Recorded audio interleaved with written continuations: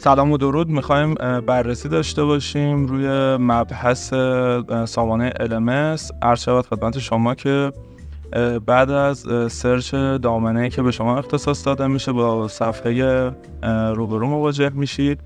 بعد از اینکه یوزر پسورد رو به شما میدیم لاگین میکنید توی سامانه و در واقع محیط اصلی سامانه مودل روبرو هستیم.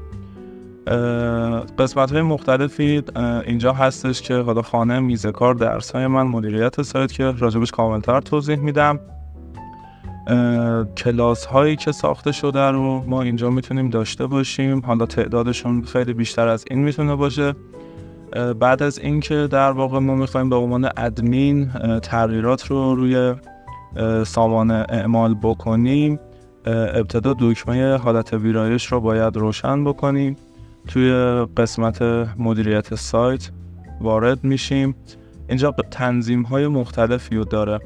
در قسمت عمومی ما یه سری تنظیم های پیشفرض هست که با توجه به نیاز و سیاست های در واقع مجموعه که از سامانه LMS استفاده میکنه تغییر پیدا میکنه، اما عمدتاً به صورت دیفالت بمونه خیلی بهتر هست.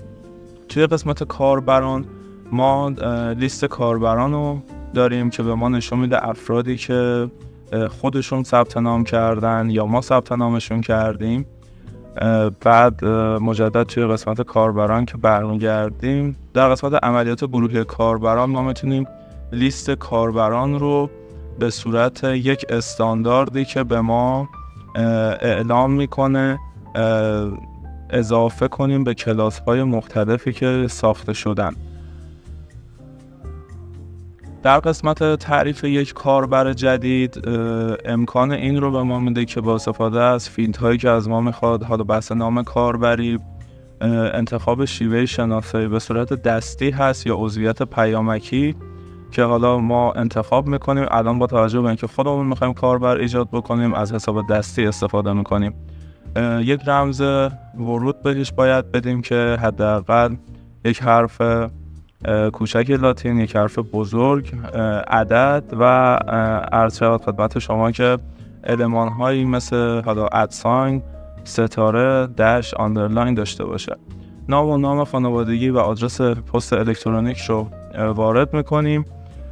یک سری در واقع فیلد هایی هم داره که ما اینجا ضرورتی نداره که بخوایم ازش استفاده کنیم، اما حالا به فراخور نیاز مجموعه میشه اینها هم کامل بشه. عکس کاربر رو میتونیم آپلود بکنیم. در قسمت سایر نام ها، حالا اگر نام در واقع دومی داشته باشن و مشخصه های دیگری میتونیم اضافه بکنیم. تو قسمت علایق میتونیم یک سری فیلدهای رو اضافه بکنیم که اون کاربر تو چه حوزه هایی میخواد فعال باشه، تو چه حوزه هایی فعال هست. تو قسمت اختیاری هم کد پرسنلی رو داریم، حالا مؤسسه، دپارتمان، شماره تلفن و آدرس و قسمت هایی که میتونیم در واقع پر بکنیم. بعد از اینکه ساختن کاربر رو میزنیم به این لیست اضافه میشه. توی قسمت مدیریت کاربر ما فیلد هایی که پیش‌فرض هست رو میتونیم انتخاب بکنیم، کم و زیاد بکنیم که چه فیلد هایی باشد، چه فیلد هایی نباشد که هنگام ثبت نام بتونیم اونها رو ازش بهره ببریم.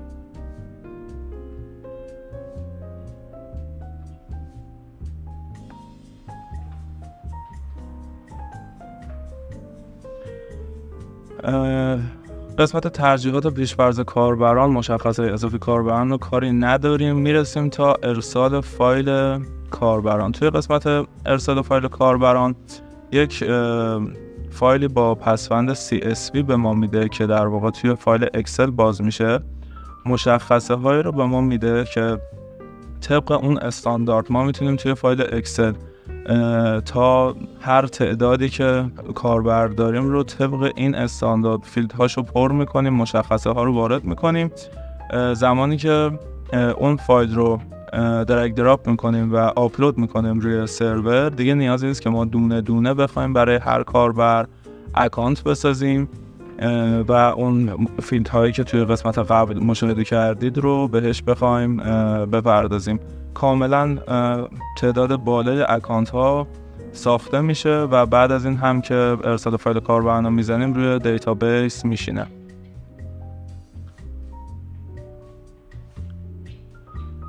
در قسمت ارسال عکس های کاربران هم به همین صورت هستش. ما عکس ها رو میتونیم در واقع براشون بارگذاری بکنیم که بعد از اینکه وارد پروفایل میشن توی این قسمت میتونن یک عکسی از خودشون داشته باشن.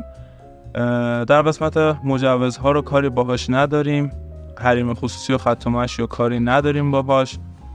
میرسیم به قسمت درس ها. توی قسمت درس ها مدیریت درس ها و طبقه ها رو که میزنیم، ما میتونیم در واقع اگر سامانه LMS رو یک دانشگاه فرض بکنیم، طبقه ها میشن ساختمان های مختلفی که توی یک دانشگاه هستن، از جمله فنی، مهندسی، هنر، نمیدونم علوم انسانی و غیره.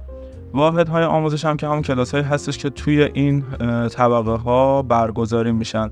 ما الان طبقه واحد آموزش داریم، میتونیم طبقه کامپیوتر داشته باشیم، طبقه فنی داشته باشیم و کلاس های مرتبط به اونو ایجاد بکنیم و اساین بکنیم به طبقه های درسی.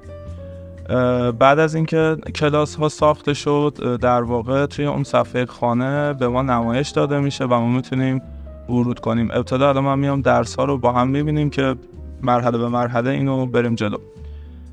توی قسمت کلاسی که ساختیم ما یه سری فیلد ها داریم که موضوع بندی شدن. حالا من اینو از قبل آماده کردم اینجا. بحث کلاس آنلاین رو داریم که ما به نام تست اول ارزیابی میذاریم که از در واقع افزونه الوکام استفاده میکنه و زمانی که این کلاس رو ما این موضوع رو داخل این کلاس اضافه میکنیم، بعد از اینکه کاربر وارد میشه میتونه با انتخاب دکمه ورود به کلاس وارد محیط الوکام بشه و در کلاس آنلاینی که در حال برگزاری هست حضور داشته باشه و از موضوعاتش استفاده بکنه. یه مرحله برمیگردیم عقب. موضوع دیگری که میتونیم ازش استفاده بکنیم بحث آزمون هست. توی آزمون ما میتونیم انواع مختلف آزمون ها رو داشته باشیم، از جمله آزمون هایی که به صورت 4 گزینه‌ای هستن، به صورت چند جوابی هستن، تشریحی، فرمولی و هر گونه سوال و آزمونی که تا به امروز برگزار شده رو ما میتونیم اینجا داشته باشیم و ازش بهره ببریم. موضوع دیگری این که هم قابل استفاده هست، ما در کلاس های آفلاین میتونیم فایل های مختلفی از جمله فرمت های MP3، PDF، MP4 رو در واقع اینجا داشته باشیم که ازش بهره ببریم. یک نمونه فایل اینجا بارگذاری شده، ما میتونیم داشته باشیم که حالا دوستانی که در واقع توی این کلاس استفاده میکنن حتی فایل کلاس های آنلاین هم میشه اینجا بارگذاری کرد برای کسانی که حالا حضور نداشتن. نکته که حائز اهمیت هست توی بحث کلاس ها، ما میتونیم تمام این فیلد ها رو شرطی بکنیم برای فیلد بعدی. به عنوان مثال بیایم اعلام بکنیم که اگر فرد دانشجو و یا کسی که از این کلاس استفاده میکنه مرحله اول رو شرکت کرد، یعنی در کلاس آنلاین شرکت کرد، بعد از اون مجوز داره که بیاد آزمون بده. اگر در آزمون به نمره حد نصاب فرض مثال 18 رسید، میتونه بیاد از فیلد بعدی استفاده بکنه و تمام اینها میتونن هر کدوم شرط دیگری باشن، ترتیبشون میتونه تغییر بکنه و شرط هاشون هم میتونه مبتنی بر همدیگه تغییر پیدا کنه. بعد از اینکه حالا کلاس ساخته شد، ما قسمت های دیگری رو داریم که بحث بارگیری در واقع محتوای درس رو داریم. خب توی قسمت بعدی ما وارد بخش نمره ها میشیم. توی تنظیمات عمومی ما اینجا میتونیم داشته باشیم که چه کسی در واقع میتونه نمره دریافت بکنه، که به صورت دیفالت بحث شاگرد هست. ما میتونیم مهمان رو هم اضافه بکنیم بهش که اگر ممکنه یه سری آزمون‌های عمومی داشته باشیم که برای همه قابل استفاده باشه. توی تنظیمات دسته یا نمره ما میتونیم اینجا مشخص بکنیم که جمع‌بندی ها به چه صورت باشه، میانگین نمرات باشه، حالا میانگین وزندار نمرات باشه. اینها فیلدهایی هستش که حالا عزیزان که بحث تدریس رو جلو میبرند آگاهتر هستند و میتونن بسته به نیازشون این موارد رو تغییر بدن. توی قسمت تنظیمات نمره اینجا تعیین میشه که گزارش نمره دهنده و کاربر به چه صورتی نمایش داده بشه. حالا فیلدهای مختص به خودش رو داره و عرض شود خدمت شما که موارد کسی که در واقع به عنوان نمره دار پیشرفت در نظر گرفته میشه رو انتخاب کنید.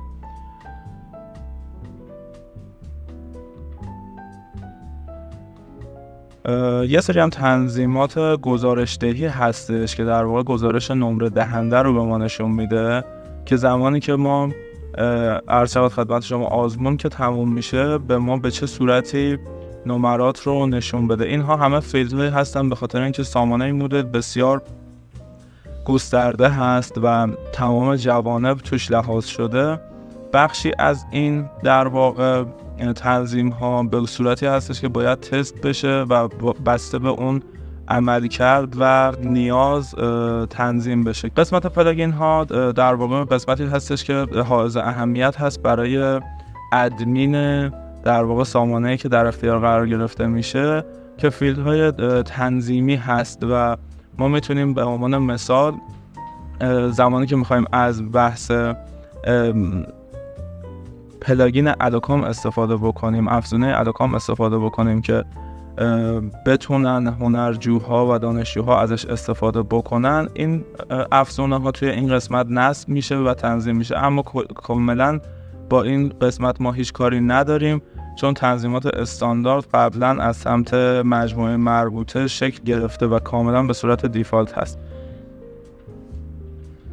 توی قسمت نما ما یه سری تغییرات رو میتونیم بدیم، لوگو اضافه کنیم، عکس اضافه کنیم به تصویر، رنگ نوشته های متن رو تغییر بدیم و باز اینها هم همه باید توسط ادمین و با هماهنگی در واقع مجموعه ارائه دهنده انجام بشه، چون هر کدومش اگر درست تنظیم نشه امکان این که حالا مخرب باشه برای سامانه رو داره. یه توضیحاتی هم در رابطه با بحث زیرساختی این سامانه عرض کنم خدمتتون. ما حجم دیفالتی که در نظر میگیریم حدود 100 گیگ هست برای هر سامانه‌ای که ارائه میدیم با توجه به زمان مورد استفاده و حجم فایل هایی که قرار هست بارگذاری بشه در واقع متغیر هست. اجازه بارگذاری فایل بیشتر از 50 مگ رو نداریم. البته میتونیم تا حدودی افزایشش بدیم، اما خب از اون طرف هم ظرفیت شما رو برای بارگذاری فایل ها میاره پایین و اگر به صورت نرمال شما بتونید 1000 تا فایل بارگذاری کنید، اگر ما دسترسی رو ببریم بالا که حجم فایل ها بیشتر باشه شما میتونید 500 تا 300 تا فایل بارگذاری بکنید و همه اینها هر کدوم به نوعی قابل تغییر هست. اما قابلیت افزایش حجم رو ما داریم که حالا به فراخور نیاز از سمت در واقع سرویس گیرنده به ما اعلام میشه و ما اون رو در واقع اعمال میکنیم. در رابطه با بحث صدور مدرک یک قابلیتی هستش که میتونه تحت عنوان همین پلاگین ها اضافه بشه به در واقع بحث سامانه LMS و اینکه بعد از اینکه یک فیلدی اینجا اضافه میشه، الان ما در واقع لحاظش نکردیم اما یک لینکی اضافه میشه و ما میتونیم بعد از اینکه هنرجو در واقع آزمونش رو داد ما در انتها صدور مدرک به صورت مجازی برای صادر بشه یا اینکه در واقع بتونه اگر هم نخوایم از صدور مدرک مجازی استفاده کنیم که خب حالا صدور فیزیکی براشون میشه و از حالا دفتر آموزش اون محل تحویل میگیرن. بحث دیگری که هست، ما کلیه این سامانه مدلی که الان شما مشاهده کردید رو میتونیم به صورت در واقع وایت لیبل در اختیارتون بذاریم و برای هر مجموعه شخصی سازی بشه و اون صورتی که در واقع نیازشون هستش بهره برداری بشه. تمام این محیطی که در واقع توی سامانه LMS شما میبینید میتونه در واقع بنا به نیاز شما و مجموعه شما با در واقع تصاویر و لوگوی شما کاستوم بشه و کاملا مبتنی بر نیازتون بهتون تحویل داده بشه. به عنوان مثال بیمارستان مرتضی یزد رو من برای شما مثال میزنم که اینجا در واقع کاملا کاستوم شده. البته این ویوی در واقع تم ساده ما هستش و خب این چیزی که الان مشاهده میکنید قالب حرفه‌ای تر ما هستش. قابلیت دیگه ای که در واقع ما میتونیم روی این سامانه داشته باشیم این هستش که کاربر از بیرون بتونه خودش یک اکانت ایجاد بکنه. زمانی که روی قسمت کریت اکانت میزنه وارد این قسمت میشه که شماره موبایل، پسورد، نام و نام خانوادگیشو میده. بعد از اینکه در واقع روی کریت مای نیو اکانت میزنه یک SMS براش میاد، یک کد احراز هویت هست. بعد از وارد کردن اون کد احراز هویت وارد سامانه LMS میشه و به صورت کامل میتونه به محتویات درس هایی که در اون ثبت نام شده